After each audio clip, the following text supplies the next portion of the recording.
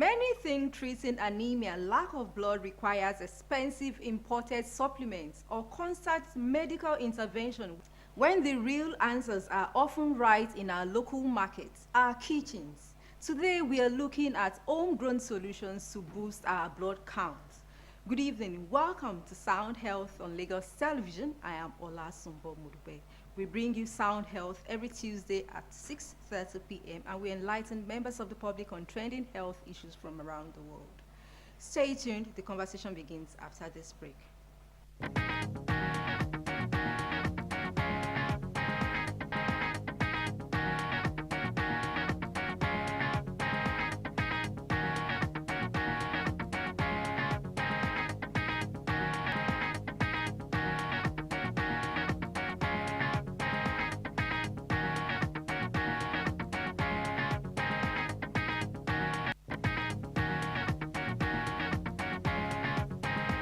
I am being joined by Uju Onourah, registered dietitian and nutritionist. We are glad to have you on Sound Health, Uju. Thank you so much. It's a pleasure to be here. When we talk about anemia or lack of blood in Nigeria, how severe is this issue and who is most at risk, Uju?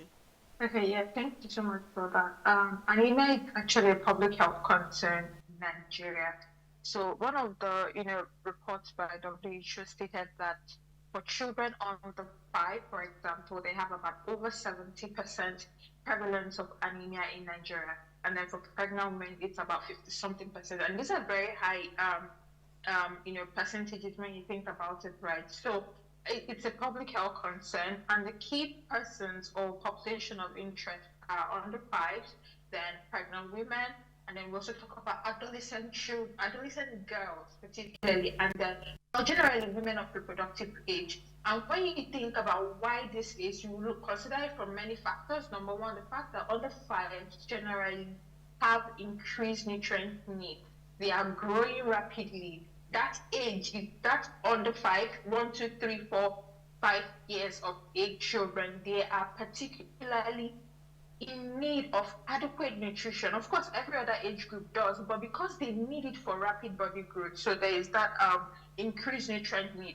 Then for pregnant women, we talk about the fact that generally, of course, they are growing a child, right? Another human being. So there's increased nutrient need, and iron is also one of those nutrients that are very important for the growth of the child in the womb, as well as, of course, bodily functions for the mother. And then adolescent girls, they just started, most of them are the very, foundation of their menstrual flow, the monthly period flow. So there's that need for iron to supplement what they lose every single month.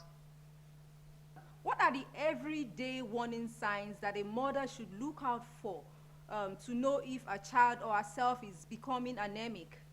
Yeah, so the first and most common sign is tiredness or dizziness.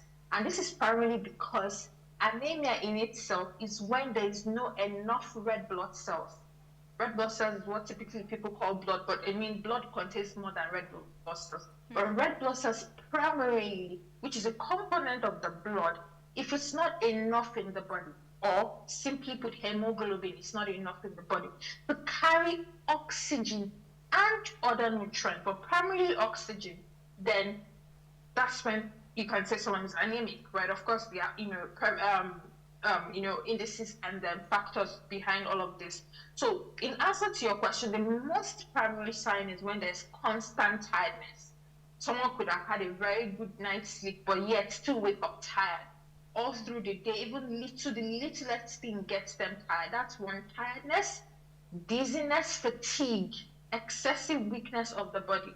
Other signs generally also be paleness. Paleness could come in form of paleness of the skin. It could come of paleness in the lips, the gums, looking like they are not reddish. There should be a red color. And then the signs, people also say the palm. Sometimes it's not, having bright red, some bright level of bright red color. These are all signs of hemoglobin loss. Other signs also will be for children, particularly children that used to be active before. You notice that your child is no longer as active as they used to be. It could also be a sign. Lack of concentration, because oftentimes children who are anemic have poor concentration. Because again, oxygen is important to try to make bodily process, for the brain itself to even function. So if they are anemic, their brain is not, they can't focus, they can't concentrate. So you also see that. You also talk about brittle hair. There is constant hair loss. Talk about brittle fingers. The nail or nails. The nails are easily broken. Any little thing, a nail is broken. While of course these symptoms that I mentioned, oh, one more thing, frequent illness. It could also vary because again, hemoglobin is implicated in immune function. Iron is implicated in immune function. So oftentimes when someone is anemic, it could also lead to low immune function. So the littlest thing, they pick up an illness. The littlest thing, they are down. So, but again, I just need to state that these are all symptoms, right? It's not enough indication to say that someone is anemic in and of itself, and that is why it's very important to anyway still, when seeing all of these signs, you don't just rush and say, oh, probably I'm anemic, and then, start taking, iron supplements. It's still very important, to speak to a healthcare professional and then, see if that's actually the case, because sometimes it's even beyond iron. Some of these symptoms I mentioned could also even be causes of other nutrient deficiencies beyond iron. But yes, this is foundationally symptoms of iron deficiency, anemia. I just thought about something now. Could this be the reason why we have low attention span among youth now? Generally speaking, now we have, if you have noticed, I don't know if you must have noticed, I've been seeing people with low attention span. Then oftentimes some people immediately they finish eating, they just feel tired. They tell you, I want to sleep. Could that be could lack of blood be the reason for this? Okay, I would say yes and no. So just to try to explain it as briefly as I can, right? So low attention spans, yeah, it could be an iron deficiency anemia issue, right? But more often times than not, it could also be other things. As we are very aware, the world is very digital at the moment. So people, a lot of doom scrolling, a lot of social media use make people, they can't really focus. Actually, there's a lot of psychological, so that's a total different conversation. But point is, it's not enough to say that the lack of or low attention span is a cause of iron deficiency anemia. It could be contributory, but there are also other factors. And then secondly, to answer the other question you talked about, when people eat and they're tired, that's a total different thing, because oftentimes it's a normal process, bodily process, to eat and feel tired. And this is because the moment you eat, what's happening in your body is that blood, I'm going to try to explain it very simple, the blood flows more around your GIT so that digestion can occur. And now, if this is happening, it means that the oxygen in your brain is reduced necessarily because more blood is being directed to the GIT for digestion to take place. And that, if that's happening, when your brain generally doesn't have enough oxygen, there's that tendency to feel sleepy. So that's actually what's happening at that point. It's not really related to iron, right? But so circling back to that conversation of tiredness and fatigue, where you may pinpoint it to iron, loss or lack of iron, or anemia, iron deficiency anemia, it would be when you had a very restful night, but you still wake up tired. You haven't done so much, but you're feeling tired. I think that's where we can, really, move that conversation of tiredness and fatigue as a symptom of iron deficiency anemia. Thank you so much, Uju. Many believe that you need expensive liver, beef, or imported supplements to, boost your blood count. Is this true? Well, I think we Nigerians, I guess it, coming from the fact that I practice, right, I would probably say that we need to get to a point where we do not think that healthy eating is always expensive, right? Granted, right, considering the food insecurity in Nigeria right now, the prices of foods are high. That's without undoubtedly, right. But it's also very important that we understand that for iron, when it comes to the conversation of iron deficiency anemia, there are still some, locally less expensive foods that we can prioritize. And particularly, these are the plant-based sources. right? We talk about beans, we talk about lentils, we talk about our sorghum, the sorghum that we call, I think, guinea corn. We talk about millet that we call joro. These are all also very appreciable sources of iron. You know, we talk about every kind of beans generally, and the lentils fall into that category, right? We talk about your bambara granite, what we Igbos would say, they call it oba, bambara granite, okay. the oil and bambara granite pudding food. We talk about acha, fonio. These are all, they do not, I would say, have as high, you know, appreciably high amounts of iron as, you know, animal sources like your meat, your fish, your egg, your liver. But undoubtedly, you can, you know, consider this. And one very important, even that I didn't mention, I skipped that, is your vegetables, your leafy vegetables.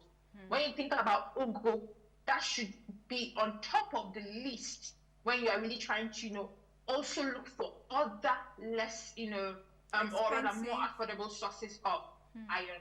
So your leafy vegetables are also very, you know, helpful in that light. Okay. Okay, thank you so much for giving us those affordable meals that you mentioned or you cited. Are there other everyday affordable Nigerian foods like local vegetables, legumes, or grains that are packed with iron, apart from ugu, beans, and acha that you mentioned? We also have your ewedu. And then I think there's this one called effort tete. I think the amaranth leaf. These are also very good. The leafy vegetables. Ewedu leaf. I'm not quite sure what that's called in English. Jute. I think they call it jute. Sorry, yes. Yeah, thank you. The jute, yes, and then the amaranth leaf. That's the one we call effort tete. I hope I pronounced that correctly. Yes. Effort tete. So these are also other sources to look at when it comes to leafy vegetables. But I would really say ugu tops the list, right? Ugu in the indicator of use of leafy vegetables, I would say ugu tops the list. Again, like I had earlier mentioned, your millet, that's your joro, your guinea corn, your acha, that's your fonio, right? The what other ones? The bambara, the granite, the bambara nuts. These are also very, you know, good options to consider while you know, looking out for less affordable or less expensive sources of iron to add to your diet. Is it true Zobo fits in this class? Zobo leaves. So because Zobo, which people call hibiscus leaf, or rather which is called hibiscus leaf, right, is because it's red doesn't necessarily mean it's high in iron rich. It's an iron-rich food, right? While it's healthy because it has antioxidants, right, which are compounds or substances which are very helpful in the body. So I highly recommend taking Zobo as part of your drink. But it would be very deceptive to say that it is, and it is wrong to say that it is an iron-rich, you know, source. No, not at all. If it has iron, it might be very, you know, minute, not even compared to ugu and the rest. The red color is simply the red color because there are some color containing compounds in it. You know, it also has polyphenols, some other compounds. So it's good. It's a good drink, but we should not be taking it from the standpoint that it's going to help increase, you know, the iron hemoglobin level. That's pretty very deceptive. Earlier in your response, you pointed out that we need high-rich animal protein sources. Let us look at those that cannot afford these products or these items. Can egg, crayfish, you know, other underutilized food be incorporated into family diets? Yes, please. On things like egg work very fine, but also know that right now eggs are very expensive, to the best of my knowledge. So, but yes, dried crayfish, right? Dried fish, can also serve when you even combine it with other, you know, sauces. They are animal sauces, but you can also combine it with even other plant sauces. When you take your beans porridge, for example, and put some dried fish and an ugu leaves, spinach, or the effort tete, you already have a very good iron source, iron-rich meal, because that's a plant source, a little animal source there, the dried fish, and then you're also adding ugu, right? And then the best part about when it comes to conversations about affordable sources of iron, we think about the fact that you can add vitamin C rich foods to help the absorption, right? This is a whole lot conversation to help the absorption of this plant sources. If you cook your beans with some tomatoes, that is also going to give you almost as the same as if you are taking your meat, because the vitamin C in your tomatoes is going to help the absorption of the iron in the beans, which is a plant source, or the lentils. Or if a situation whereby you use pepper, your bell pepper, tatache, even tatache, or other kinds of pepper, preferably maybe tatache, and then I think there's this one called shombo. Yes. And to cook your beans, you're also getting some vitamin C, which will help to improve the absorption of the iron in the beans, in that beans. So you think about it from this standpoint, right? Taking your millets, maybe that is your joro, maybe in form of a carb, and then adding some. When you blend it, you have already added some little dry fish or something. These are all just combinations that we can explore to try to get the most out of the iron in a food, even though other sources, the meat, the fish, and the liver, and all of that, they are expensive. All right, talking about absorption, I know our bodies absorb iron separately or differently. Could you explain the difference between plant-based iron and animal-based iron, as well as why adding something as simple as squeeze of lime or tomato makes a difference? Okay, so we basically have animal-based iron sources of food, right? And then plant-based sources of iron. And then when you think about it, they are divided into hem source and non-hem. Hem being the animal, meaning that they contain more iron, and not only do they contain more iron, they also are easily absorbable by the body. So your meat, your fish, your egg, your liver, your body will easily absorb it. Now, but non-hem, on the other hand, when we talk about plant-based sources of iron, your beans, your lentils, your fonio, your millet, your joro, the sorghum, your guinea corn, all these sources, your groundnuts, your bambara nuts, which also have appreciable amounts of iron, even though not oftentimes as high as the meat, fish ones, sources, but they have appreciable sources, and it's also okay to take them. But because the body does not absorb it or absorb enough of it, so let me give a more practical example. So let's say the meat has 70% protein. Meat has chicken. Let me use chicken, right? Has 70% protein, and then beans has 70. Let's say maybe. Okay, let me not make it exactly 70. So let's say 50% protein. This is just a hypothetical example.